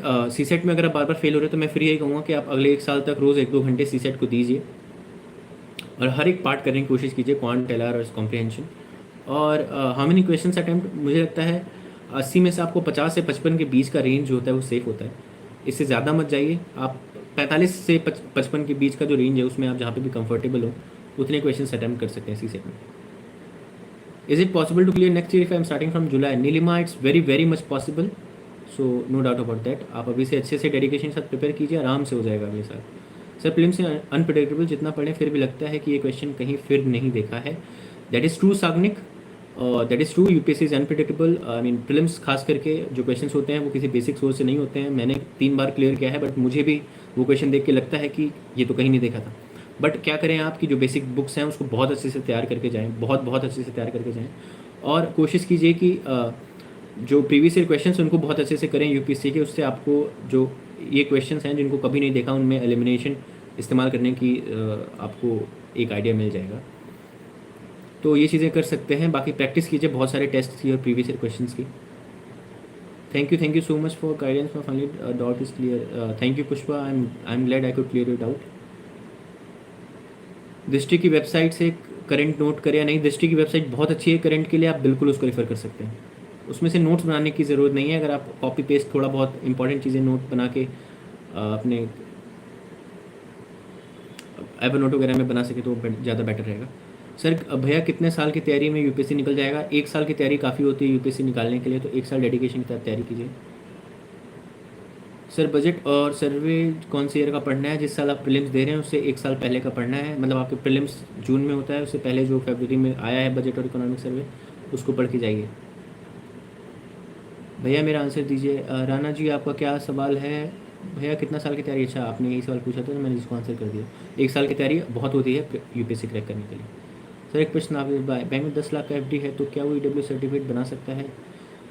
Shivam हाँ बना सकते हैं, मुझे नहीं लगता कि FD count होती है, तो आप बिल्कुल बना सकते हैं।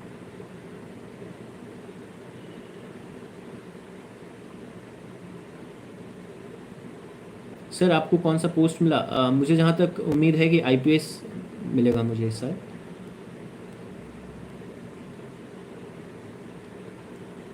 सर मॉक टेस्ट कहाँ से दे जो हेल्प करे रियल में? कोई भी मॉक टेस्ट दीजिए आप, जो रेप्यूटेड इंस्टीट्यूट्स हैं 3-4 उनमें से कोई से भी उठा के दीजिए, सारी हेल्प करेंगी। How to do preparation from class 9? I can not answer this, I don't think you should be preparing from class 9। अपना स्कूल अच्छे से कीजिए, कॉलेज कीजिए और इन्जॉय कीजिए।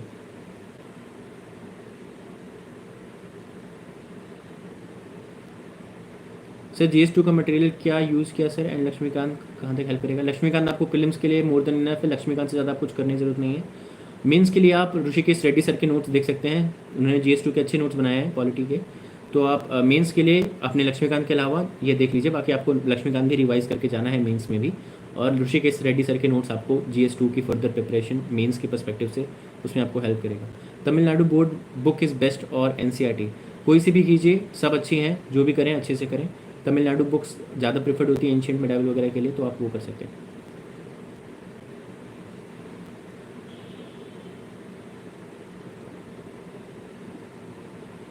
शुभम अग्रवाल जी का बहुत पेचीदा सवाल है जिसको मैं नहीं लेना चाहूँगा। What about current affairs, can we prepare it from Vision IAS Insights or any other institute, give me your honest reply.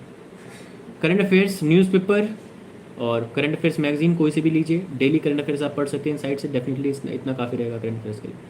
This year all India ranks 77, Ashutosh Kumar is ID gold medalist, took 5 years for UPSC, why our society blindly go for UPSC। Shubham ji ये सवाल मैं answer नहीं कर पाऊँगा।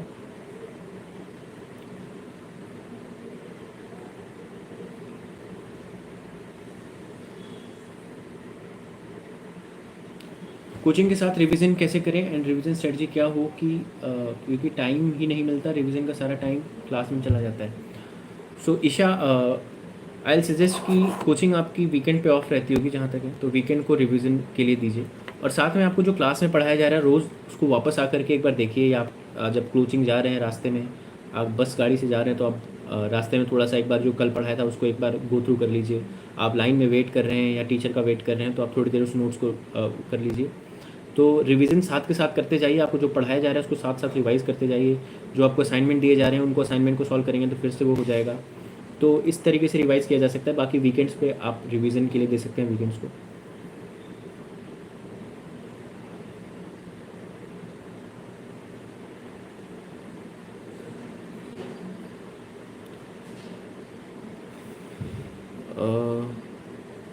आपके messages आते जा रहे हैं और मैं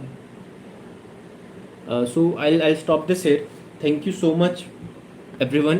काफ़ी ही अच्छा रिस्पॉन्स रहा आप सबका। I was not expecting this much, पर अभी भी मैं देख रहा हूँ कि आपके सवाल आते जा रहे हैं और but I not be able to take all the questions right now. So I request you कि आप मुझे इंस्टाग्राम पे मैसेज कीजिए, raghvendra.ips, RAGHVENDRA, Raghvendra, and you can go there, you can message me and I'll definitely try to reply to your messages and solve it out. Thank you, and you have all been a great audience. The questions have been very good and I hope that मैंने जो बताया उससे किसी भी एक इंसान की भी अगर मदद हुई हो तो मेरा ये सेशन करना सफल रहा। And I will thank UPSC time for providing me this platform for interacting with so many candidates. Thank you UPSC time, and thank you to all for joining today.